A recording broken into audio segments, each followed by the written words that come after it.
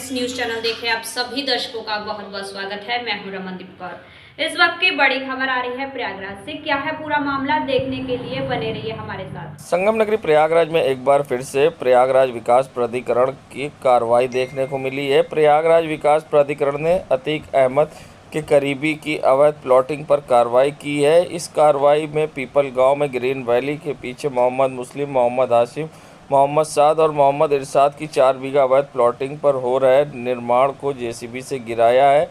इसके अलावा कटौला में नफीस आलम की 3 बीघा अवैध प्लॉटिंग को ध्वस्त कर दिया गया है। इन अवैध प्लॉटिंग का निर्माण पर प्रयागराज विकास प्राधिकरण ने अवैध निर्माण को गिराने की कार्रवाई की। पीडीए के अधिकारियों ने एयरपोर्ट में एफआईआर के लिए रिपोर्ट दी है।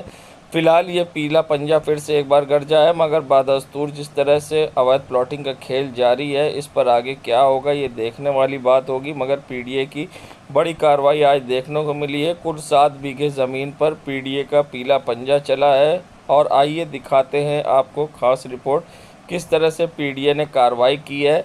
आप देख सकते हैं यहाँ पर पीडीए ने किस तरह से अवैध प्लॉटिंग को पूरी तरह से ध्वस्त किया है और पीडीए का बुलडोज़र यहाँ पर चलता दिखा है।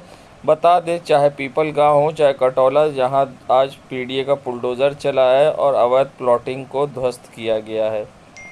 भले ही माफिया अतीक और अशरफ उसका भाई इस दुनिया में नहीं रहा, मगर उनके गुर्गों के अभी भी बादस्तूर अवैध प्लॉटिंग के खेल जारी है। बता दें, जहां अतीक के गुर्गे मोहम्मद मुस्लिम, मोहम्मद साद, मोहम्मद हाशिम और अन्य जो लोग थे, उन्होंने अवैध प्लॉटिंग शाह पीपल गांव में 4 बीघे की थी, जिसका लेआउट पास नहीं था, जिस पर अब पीडीए का पीला पंजा चला है।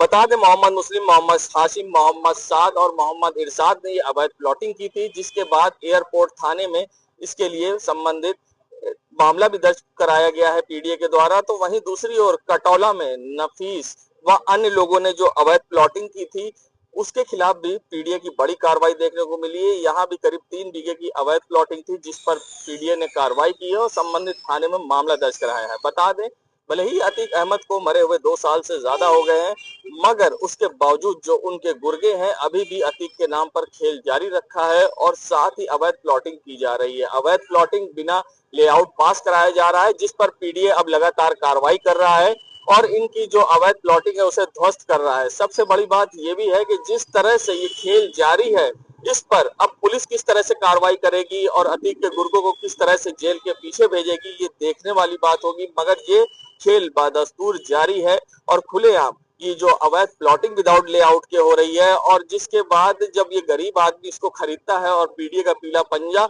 चलता है, तो उससे गरीब परेशान होता है।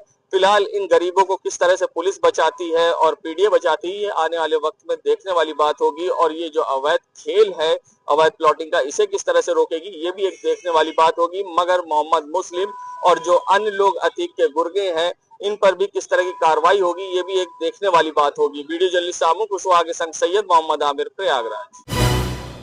सड़क में भ्रष्टाचार की शिकायत पर एमएलसी ने किया निरीक्षण। बता दें, सुराव क्षेत्र का है मामला। बसपा सपा मानसिकता के ठेकेदार भाजपा में नहीं कर पाएंगे काम। सपा बसपा मानसिकता के ठेकेदार सरकार को कर रहे बदनाम, ऐसा एमएलसी सुरेंद्र चौधरी का कहना है। प्रयागराज के बहरिया ब्लॉक में सड़क रिपेयरिंग की अनियमितता की शिकायत पर भाजपा नेता और एमएलसी सुरेंद्र चौधरी ने स्वतः संज्ञान लिया। उन्होंने सड़क को खुदवाकर उसकी गुणवत्ता की जांच की, जिसमें पता चला कि डामर की जगह एल्सन का उपयोग किया जा रहा है तथा इसकी अनियमितता से नाराज होकर एमएलसी ने चीफ इंजीनियर पीडब्ल्यूडी को फटकार लगाई और निर्देश दिया कि बिना गुणवत्ता के बनी सड़कों के भुगतान पास न किया जाए और दोषी ठेकेदारों को ब्लैकलिस्ट किया जाए। और ऐसे में जहां उनकी नाराज़गी दिखाई दी है और क्या कुछ कहना था उनका, आइए दिखाते हैं। वो वीडियो डालने का मकसद इतने था, क्योंकि प्रदेश में आदरणीय महाराज जी की सरकार है, भय मुक्त, किसी प्रकार का अपराध मुक्त और पूरी तरीके से रोजगार से लेकर अब तक हम लोग सारा काम कर रहे हैं। जो विकास कार्य हो रहे हैं उसमें गुणवत्ता है। जितनी भी सड़कें बन रही है, निश्चित तौर पर उसमें भी गुणवत्ता पाई जाती है। गांव चलो अभियान अनुसूचित वर्ग बस्ती में हमारी ड्यूटी लगी थी प्रदेश से, और मुझे जाना था सुनाम विधानसभा से सही गाँव। तो सड़क पे जा रहे तो वहां के काफी जनता थी, उन्होंने ही कहने लगे कि सड़क देखिए बहुत खराब बने, तो हमने थोड़ा इग्नोर किया कि नहीं सड़क ठीक है। मैंने सब देखिए एकदम बेकार बनी हुई है, तो हमने थोड़ा जूता से उसमें खुदियारा, तो पूरी तरीके से उसमें न डामर पता है कुछ, पता नहीं कौन सा केमिकल डाल रहे हैं, क्या डाल रहे हैं, मगर पूरी तरीके से गर्दा पे पड़ा तो पूरा उखड़ गया। तो हमने तुरंत एक्सीडेंट को उसको लगाया फ़ोन जेई को। उन्होंने कहा सड़क रुकवा देता हूँ, अगर गलत काम कर रहे हैं तो नहीं बनेगी।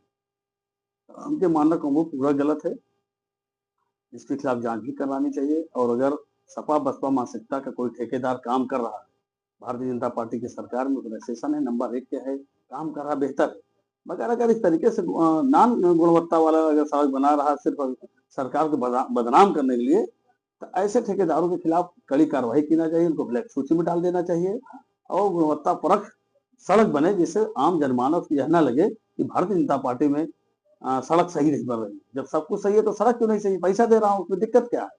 इसलिए मैंने उसको देखा, फिर वही वीडियो अपलोड किया, तमाम उसको सही कर रहे होंगे, उसके खिलाफ कार्रवाई भी हो रही है, नहीं होगा तो देखा जाए कैसे क्या गलती मानेगा, क्या है वो बताएगा हमने कैसे बना दिया, किसके विशेष तौर पर काफी सड़कें हम लोग बनवाए हैं पीडब्ल्यूडी के माध्यम से, अन्य संस्थाएं काम कर रही है। वहाँ पे जैसे लाठी से बाबूगंज की एक सड़क अभी बनने जा रही है, उसमें गुणवत्ता परख होगी। और आपका शरीफनगंज से नसरतपुर बाजार तक चौड़ीकरण होना है, ये भी बनने जा रहा है। इसी तरीके से कई सड़कें हैं और हमारे यहाँ काम के प्रति ही सचेत रूप से यह कहा जाता है कि गुणवत्ता परख ही काम हो। और विकास के हमारे यहाँ तो अगर विकास गिनाने लगूँ तो आपके पास समय पड़ जाएगा। हमारे यहाँ भी देखिए आपका मलाका साहब का पुल बन ही रहा, भाई कुंभ मेला लगा था, 66 करोड़ 30 लोग स्नान करके स्टील ब्रिज आपको बना। अभी आपको देखिए बघाड़ा सलोरी और आपका शास्त्री ब्रिज, यमुना मैयम, तमाम पुल बनने जा रहे हैं। आपने इतिहास रचा है। और सबसे बड़ी बात यह है कि सरस्वती कूप, अच्छे वट और पतालपुरी जो खोला गया है, अभी हम लोग एक दिन गए, धर्मेंद्र प्रधान जी के पिताजी के अस्थि के विसर्जन था, वहां पर हमने देखा आज भी वहां पर पूरी तरीके से भीड़ लगी हुई है सरस्वती कूप देखने के लिए, अच्छे वट देखने के लिए। इसलिए निश्चित तौर पर आदरणीय महाराज जी को बधाई दूंगे, अपने मुख्यमंत्री जी को, सभी अपने संगठन को। सुरेंद्र चौधरी, सदस्य। प्रयागराज में अतीक अहमद के गुर्गों का कहर जारी। अतीक अहमद और उसके भाई अशरफ की मौत के बाद भी उनके अपराधी रसूख का फ़ायदा उनके गुर्गे उठा रहे हैं। एक मामला एयरपोर्ट थाना क्षेत्र के कटौला गांव का सामने आया, जहां एक ठेकेदार अशोक पाल से अतीक अहमद के शूटर नन्हे पाल द्वारा रंगदारी मांगी गई। ना देने पर उसे बुरी तरह से पीटा गया और सिर फोड़ दिया गया। पुलिस में जब तहरीर दी गई तो पुलिस ने अब इस पूरे मामले पर एनसीआर दर्ज कर मेडिकल करवाया, लेकिन अभी तक कोई कार्रवाई नहीं की गई। अशोक पाल का आरोप है कि नन्हे पाल सत्ता पक्ष के कुछ बड़े नेताओं का संरक्षण मिला हुआ है और ऐसे में वे खुद भी भाजपा किसान मोर्चा का खुद उपाध्यक्ष रह चुका है। और क्या कुछ कहा है उसने आरोप लगाते हुए और क्या मांग की मुख्यमंत्री योगी आदित्यनाथ से, आइए दिखाते हैं आपको क्या कुछ कहना है इस पूरे मामले पर अशोक पाल का। क्या हुआ था भैया, क्या पूरा मामला? मेरा नाम अशोक पाल है, ग्राम कटौला, प्रयागराज थाना एयरपोर्ट। मैं ज़मीन पे काम लगवा था, ज़मीन अराजी नंबर 1645 शिवमोहन पाल के, वो मुझे बनवाने के लिए दिए थे। और जैसे मैं बनवा रहा था, एक दिन काम लगा, कोई बात नहीं, दूसरे दिन काम लगा, तब तक मैं नन्हा पाल आया। दूसरे दिन नन्हा पाल और उसके मामा का लड़का, एक उसका ड्राइवर शेखर पाल आया और बात करने लगा। बोला कि ये बताओ काम किस लिए लगाए हो? तो मैं बोला भाई काम लगाए हैं, शिवमोहन पाल ने लगवाया है बनवाने के लिए। तो बोला जब तुझसे मैं बोला था कि जब तक पैसा 10 लाख रुपए नहीं देना तब तक काम मत लगवाना। हम कहे भाई किस चीज़ का पैसा दे? तो तब तक में उसका ड्राइवर और उसके मामा का लड़का प्रमोद पाल सरिया उरिया तोड़ने लगे। फिर नन्हा पाल, क्या नाम है, कट्टा निकाला और बट से मार दिया पीछे से। मेरा सर फट गया, मुझे चक्कर आया, मैं गिर गया। बोला भी मारने के बाद गाली गलौज करने लगा, माँ बहन की गाली देने लगा। उसके बाद क्या नाम है, ये सब पूरी सरिया उरिया सब टेढ़ कर डाले। उसके बाद पैसा ये गुंडा टैक्स मांग रहा है। और उसके बाद बहुत पूरा गांव दहशत में, कोई इसके खिलाफ इतना दहशत है कि कोई इसके खिलाफ एक एप्लीकेशन देने के लिए नहीं राजी। कौन है ये? ये नन्हा पाल, ये अतीक अहमद का शार्प शूटर है और इसका एक मकान भी गिर चुका है 15 जनवरी 2021 को। ठीक है, अपना मामला सेट कर लेता है और इसके दो भाई का इनकाउंटर भी हो चुका है। इसका एक 2020 में इसका भाई एक लड़की का अपहरण भी कर लिया था। क्या इसके ऊपर भी मुकदमे हैं? जी, इसके ऊपर मुकदमे हैं और ये शूटर तो है ही है और अतीक अहमद का पूरा काम ये जो करता है। घटना हुई इसके अलावा हम क्या नाम है गए थे एसएसपी के यहाँ, लेटर दिए थे, एप्लीकेशन दिए थे, बोले ठीक है हो जाएगा आपका क्या नाम है काम हो जाएगा, हम फोन कर दे रहे हैं, लेकिन अभी तक कोई कार्रवाई नहीं हुई। मैं माननीय योगी जी से यही विनती करता हूं कि ऐसी बीजेपी सरकार है फिर भी ये खुले में घूम रहे हैं। तो आपको मुख्यमंत्री जी पर भरोसा है? जी बिल्कुल भरोसा है और मैं बीजेपी का पूर्व मंडल अध्यक्ष, किसान मोर्चा का पूर्व मंडल अध्यक्ष हूँ। अपना नाम बता दीजिए। मेरा नाम अशोक पाल है, ग्राम कड़ौला, गौतम, प्रयागराज थाना एयरपोर्ट। संगम नगरी प्रयागराज में अग्निशमन व आपातकाल सेवा विभाग अब हाईटेक हुआ है। महाकुंभ में अग्निशमन विभाग को महाकुंभ में आधुनिक उपकरण से लैस अग्निशमन विभाग समापन के बाद सभी जिलों में अग्निशमन विभाग के आधुनिक उपकरण को लैस किया है, जिसमें प्रयागराज जिले में 2 करोड़ रुपए के अग्निशमन उपकरण मिले हैं, जिनमें fighter, bullet rescue, ATV, multi disaster सहित कई आधुनिक उपकरण मिले हैं। इन उपकरणों से अग्निशमन विभाग अब हाईटेक तरीके से कम रिस्पांस टाइम में किसी भी आपात स्थिति से निपटने व रेस्क्यू ऑपरेशन के लिए तैयार हो गया है। और ऐसे में क्या व्यवस्थाएं हैं, किस तरह से प्रयागराज की सकरी गलियों में भी अब आग पर किस तरह से काबू पाया जा सकेगा, इस पूरे मामले पर क्या कुछ कहना है सीएफओ प्रयागराज का, किस तरह से ये अब फ़ायदा होगा जिस तरह से नए उपकरण मिले हैं और कितना ये कारगर होगा, आइए दिखाते हैं आपको।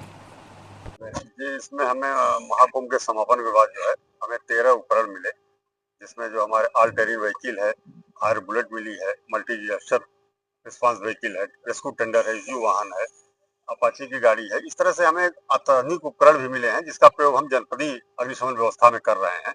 वर्तमान समय में हमारे जो है 9 फायर स्टेशन कार्यरत हैं और उसके अलावा जो है 3 फायर स्टेशन हम थाना झूसी, थाना कलछना और मुडेरा मंडी में स्थापित किए हैं। इसलिए किए हैं कि इससे हमारा रिस्पांस टाइम जो है कम हो जाए और हम कर्मचारियों की जो है ट्रेनिंग भी करा रहे हैं। 3 दिन की ट्रेनिंग चल रही है। इसके अलावा जो है अग्नि सचेतक योजना को प्रभावी करने के लिए हम 1000 रिव्यू कर रहे हैं। पूर्व में जो है 2022 में जो है हमने 2300 अग्नि सचेतक बनाया था। अब 1000 को हम रिव्यू करके एक्टिव मोड में ला रहे हैं। उनका प्रशिक्षण आज से चालू हो गया, प्रत्येक फायर स्टेशन कराया जाएगा। हम लोग जो है अग्निशमन सेवा सप्ताह मना रहे हैं।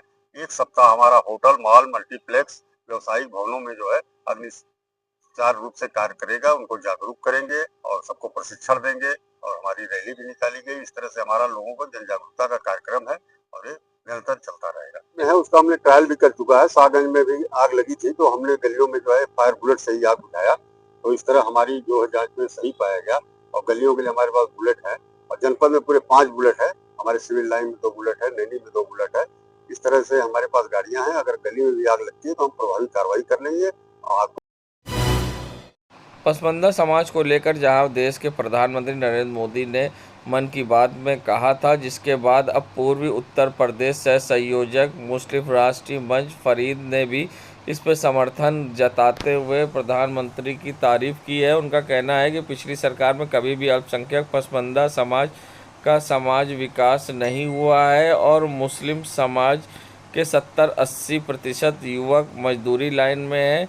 यह प्रधानमंत्री अब अल्पसंख्यक पसमानदा समाज को आगे बढ़ाना चाहते हैं, जिससे अल्पसंख्यक पसमानदा का रुका हुआ विकास फिर से आगे बढ़ सके। लेकिन विपक्ष की जब सरकार रही तो आज तक कभी मुस्लिम बहुल क्षेत्र में विकास नहीं हुआ, ना ही तो एजुकेशन के बारे में बात की गई और ना ही किसी मेडिकल कॉलेज खोला गया, ना कोई इंजीनियरिंग कॉलेज खोला गया और लोगों को लगा कि इंस्टीट्यूट खोला गया।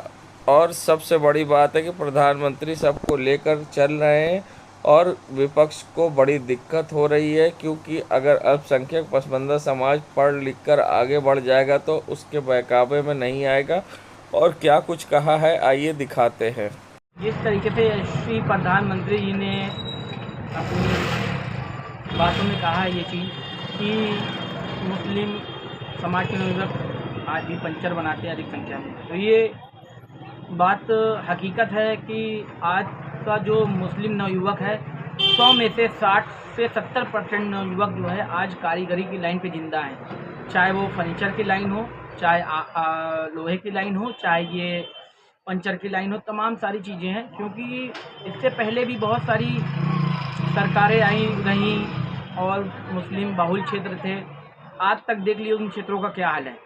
ना तो उस क्षेत्र का विकास हो पाया, ना तो वहाँ कोई मेडिकल कॉलेज, इंजीनियरिंग कॉलेज, ना कोई ऐसे इंस्टीट्यूट, ना ही तो कोई यूनिवर्सिटी टाइप के कुछ नहीं बनाया गया। इससे पहले भी बहुत सारे मंत्री थे, अपने बगल में क्षेत्र है करैलिया का क्षेत्र, ना तो वहाँ कोई बड़ा हॉस्पिटल है। क्यों नहीं किया उन्होंने ऐसा? जिससे पहले सरकारें थी, उनके मंत्री विधायक तमाम तरीके के लोग थे, कुछ नहीं किया आज तक। तो अब यशस्वी प्रधानमंत्री जी इस बात को कह रहे हैं तो इसको स्वीकार करने में क्या परेशानी है? स्वीकार करना चाहिए, लेकिन विपक्ष इस पर रोज डेली नया अपने बयान दे रहे हैं कि नहीं, मुस्लिम समाज के नवयुवक पंच नहीं बनाते। Education is a must. Education आज तक पिछली सरकार ने एजुकेशन की बात ही नहीं की। क्यों नहीं की? क्यों नहीं डेवलपमेंट की बात की? क्यों नहीं किया उन्होंने? क्यों नहीं माहौल बदलने की कोशिश की? आज जब यशस्वी प्रधानमंत्री जी किसी बात को कह रहे हैं तो आज इसको विपक्ष को स्वीकार करने में बड़ी तकलीफ का सामना करना पड़ा, क्योंकि ये हकीकत है। और वो तमाम तरीके के भाषा का प्रयोग कर रहे हैं, विरोध कर रहे हैं यशस्वी प्रधानमंत्री जी की बातों का। तो हकीकत है, इसको स्वीकार करना चाहिए।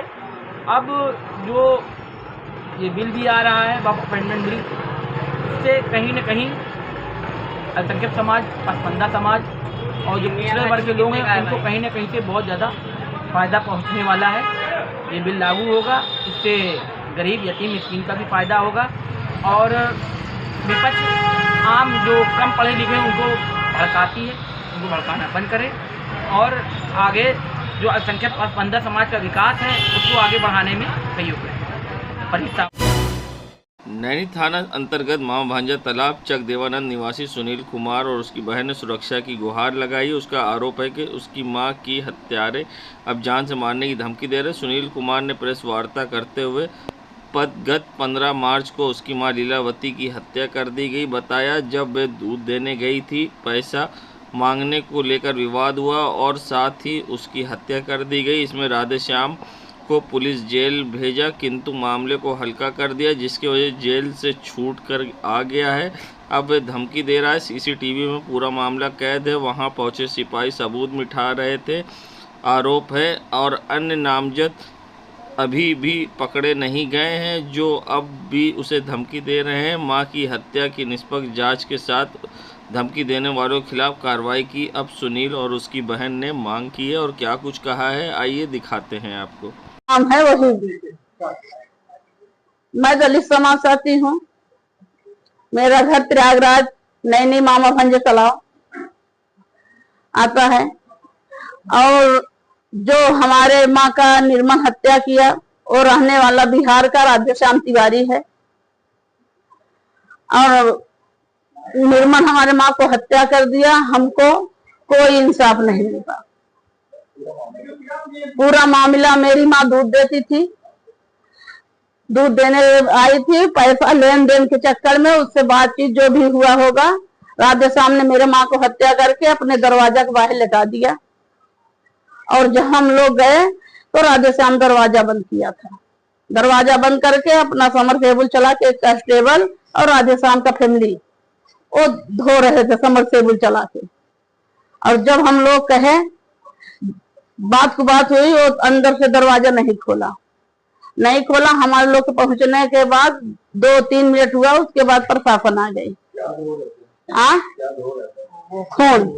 खून धो रहे, जिससे हमारे माँ को हत्या अंदर किया था, अपने गेट के अंदर करके और उसको बाहर लटा दिया था। और पुलिस वाले भी आए तो हम लोग को डांट रहे हैं, उसको नहीं कह रहे हैं, हम लोग को कह रहे हैं कि वो निर्दोष है। तो मेरा पुलिस वालों से यही निवेदन है, सरकार से मेरा यही निवेदन है। मैं हर जगह जा चुकी हूँ, हमारी कहीं भी सुनवाई नहीं है, हमको इंसाफ नहीं मिल रहा है। क्योंकि मैं दलित समाज से हूँ, वो पंडित हैं, इसलिए अगर मैं पंडित होती तो मेरी भी सुनवाई होती। मैं दलित हूँ इसलिए मेरी सुनवाई नहीं होती है। मैं कहीं भी जा रहा हूँ, पुलिस वाले पहले तो उसको ले गए, 2 दिन बंद किए थाने पे, 2 दिन बाद उसको छोड़ दिया, जेल उसको नहीं भेजे। और उसको जब बाद में बातचीत हुआ, जो भी उनका समझौता हो, पैसा का लेन देन कर लिए। और जब प्रशासन पूरा पैसा पा गई नीचे से ऊपर तक, हम लोग कहीं जाते हैं, हम लोग तसल्ली देते हैं, आज दिखाएंगे कल दिखाएंगे। जब हम लोग कहा वीडियो दिखाइए, आज तक हम लोग को पोस्टमार्टम रिपोर्ट ही नहीं दिए। इतना उसकी पावर है और भू माफिया है, कोई छोट मोट आदमी नहीं है वो।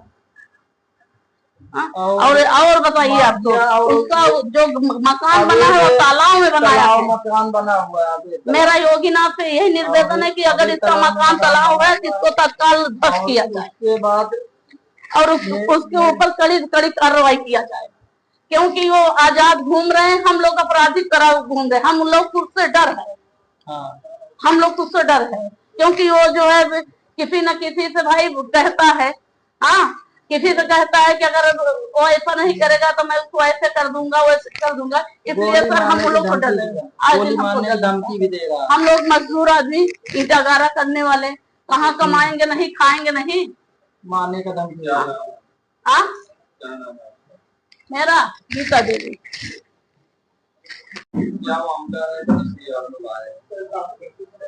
मामला ये है कि मेरी माँ का निर्मम हत्या कर दिया गया है।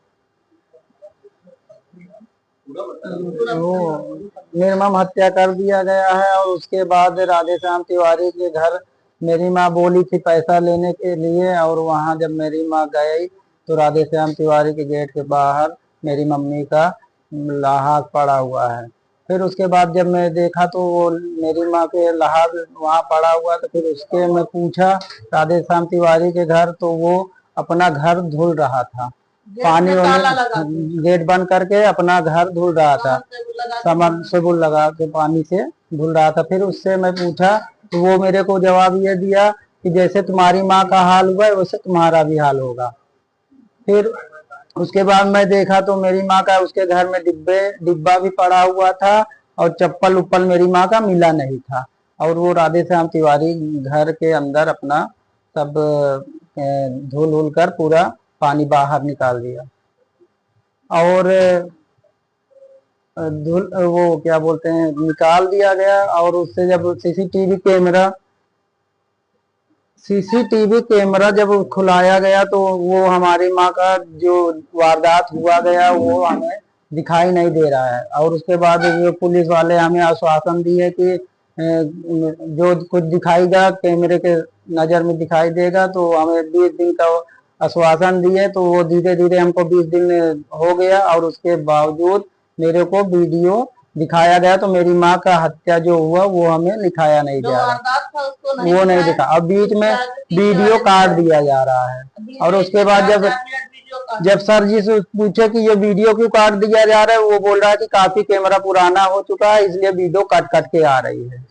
फिर उसके बाद कुछ नहीं बोले, फिर हम ये बोले कि कट के जब आ रही है वीडियो तो हम लोग भी वहाँ आ रहे हैं, दिख रहा है, तो ये वीडियो हमारा क्यों नहीं कट रहा है?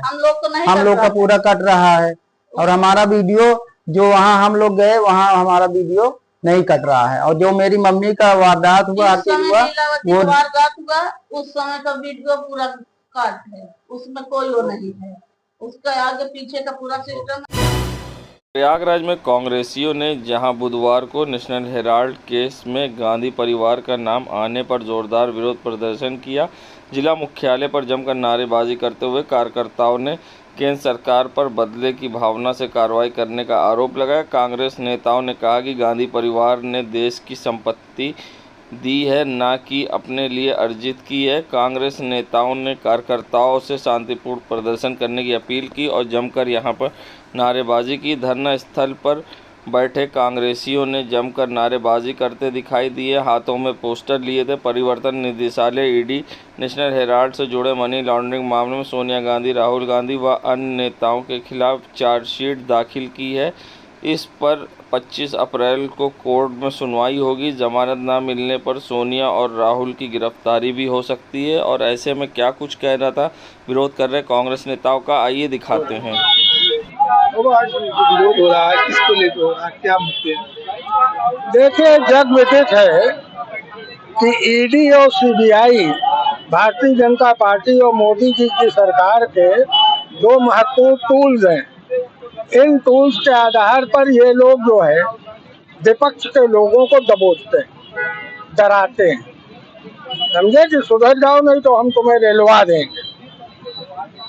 ये 6-7 साल पुराना जो है मोदी सरकार जब आई थी, यानी पिछले टर्म में सुब्रमण्यम स्वामी ने कई बार नेहरू फैमिली के खिलाफ जो है झूठे आरोप पत्र लाए। राजीव गांधी सोनिया गांधी की शादी, उनकी पढ़ाई पर सवाल, राहुल गांधी की जो है नागरिकता पे सवाल, राहुल गांधी के जो है इटालियन होने के सवाल पर ये सुब्रमण्यम स्वामी जो कि एक राष्ट्रीय फ्रॉड है, उसने कई बार नेहरू गांधी परिवार के ऊपर आरोप लगाया कि मोदी जी खुश हो जाएंगे और उनको बड़ा इनाम देंगे। तो मोदी जी ने सुब्रमण्यम स्वामी को लात मार के भगा दिया बीजेपी से। लेकिन वो केस ईडी का नेशनल हेराल्ड के मामले का जो है वो चल रहा है कोर्ट में विगत पिछले दशक से, लेकिन 12 साल करीब हो गया। 12 साल में आज तक आप कुछ नहीं उखाड़ पाए। आज तक आप ये जो है न्यायालय के अंदर या ईडी के न्यायालय के अंदर ये एस्टेब्लिश नहीं कर पाए कि नेशनल हेराल्ड केस में जो है कोई गबन जो है नेहरू फैमिली ने किया है या नहीं।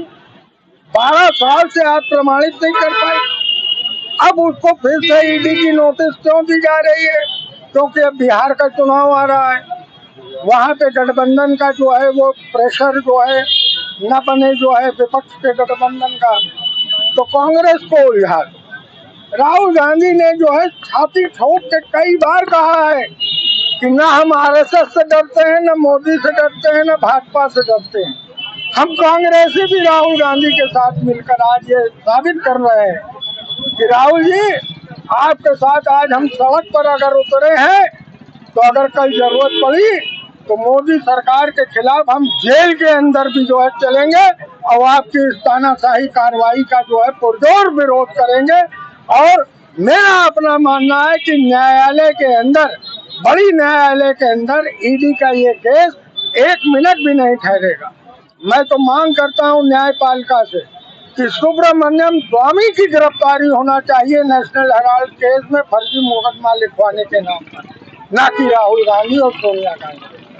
मैं बाबा अभय अवस्थी, इलाहाबाद। प्रदर्शन तो जग जाहिर है। एक हमारे यहाँ एक पूर्वी भाषा में कहावत है, झूठे के आगे सच्चा रोए मरे। मेरी बात समझ गए? झूठे के आगे सच्चा रोए मरे।